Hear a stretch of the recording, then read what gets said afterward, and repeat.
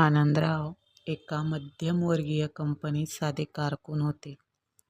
पगार मर्यादित होता, पण स्वप्ने मोठी होती. लग्नानंतर त्यांनी स्वतःच्या सुखाचा कधीच विचार केला नाही. पत्नी सुमतीच्या स्वर्णालंकारांची हौस असो, की मुलगा निखिल आणि मुलगी सुप्रिया यांचे नामांकित शाळेतले शिक्षण, आनंदरावांनी कधी कशात घट पडू दिली नाही. स्वतःसाठी त्यांनी कधी नवीन कपडे खरेदी केले नाहीत. फाटलेली चप्पल अनेकदा शिवून वापरली. मला काय गरज आहे? मुलांचे भविष्य उज्ज्वल झाले की माझे आयुष्य सार्थकी लागेल, असे ते नेहमी सुमतीला म्हणायचे. काळ बदलला. आनंदरावांच्या कष्टाचे चीज झाले.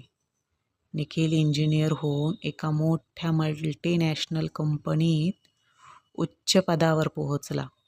सुप्रियाचे लग्न एका चांगल्या घरात झाले. आनंदराव आता नोकरीतून निवृत्त झाले होते. त्यांना मिळणाऱ्या ग्रॅज्युइटी आणि PFच्या पैशातून त्यांनी निखिलला शहरात एका मोठा फ्लॅट घेऊन दिला.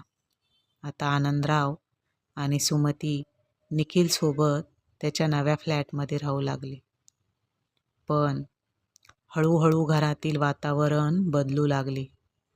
निखिल आणि त्याच्या पत्नीच्या हायफाय जगण्यात आनंदरावांची साधी राहणी खटकू लागली.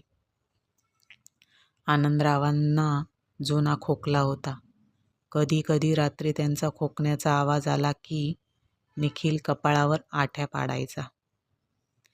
एक दिवस संध्याकाळी घरात एका कौटुंबिक विषयावरून वाद सुरू झाला.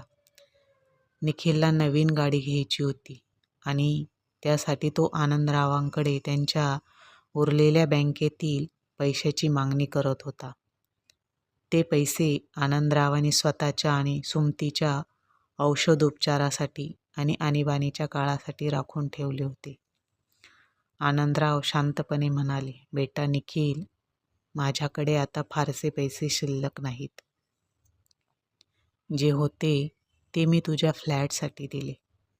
हे थोडे पैसे आमच्या म्हातारपणाच्या औषधासाठी ठेवले आहेत. हे ऐकताच निखिलचा पारा चढला. तो रागात ओरडला, नेहमी तुमचे तेच रडगाणे. मला सांगा, तुम्ही आयुष्यभर माझ्यासाठी असे केलेच काय? इतरांचे वडील आपल्या मुलांना बिझनेस उभा करून देतात, करोडोची संपत्ती ठेवतात.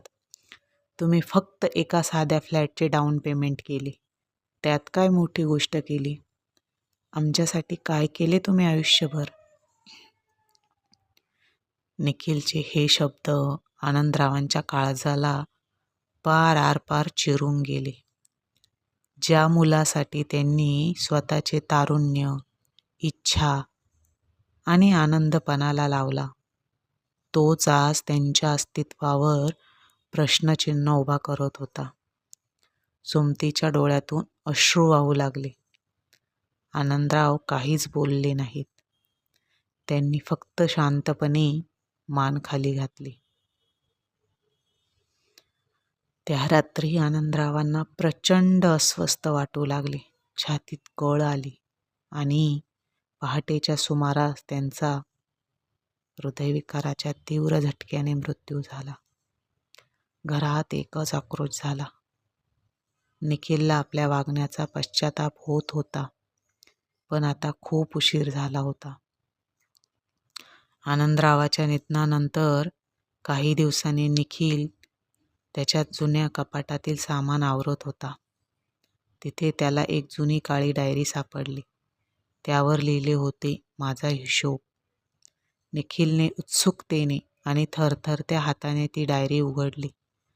त्या डायरीच्या पानांवर आनंदरावांनी पैशाचा नव्हे तर त्यांच्या भावनांचा आणि त्यागाचा हिशोब लिहिला होता. निखिलच्या पहिल्या वाढदिवसाला मला ऑफिसमधून बोनस मिळाला होता. मला नवीन सायकल घ्यायची होती, पण मी सुमतीला सोन्याची अंगठी आणि निखिलला पाळणा घेतला. निखिल गंभीर आजारी होता. माझ्याकडे पैसे नव्हते. मी माझ्या भविष्य निर्वाह निधीतून ज्याला आपण PF म्हणतो, कर्ज काढले. स्वतःचे ऑफिसचे जेवण बंद करून महिनाभर पैसे वाचवले आणि मुलाला बरे केले. सुप्रियाच्या लग्नासाठी आणि निखिलच्या कॉलेजच्या फीससाठी मी माझे हक्काचे गावचे घर विकले. स्वतः बेघर झालो, पण मुलांचे भविष्य सुरक्षित केले. मुलाने विचारले की माझ्यासाठी काय केले. आज कळले की मी पैशांचा हिशोब ठेवला होता, पण माझ्या त्यागाची नोंद कोणाकडेच नव्हती.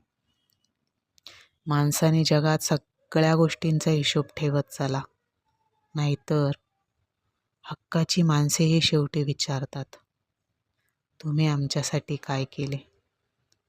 डायरीतील ते शेवटचे शब्द वाचून निखिलच्या पायाखालची जमीन सरकली.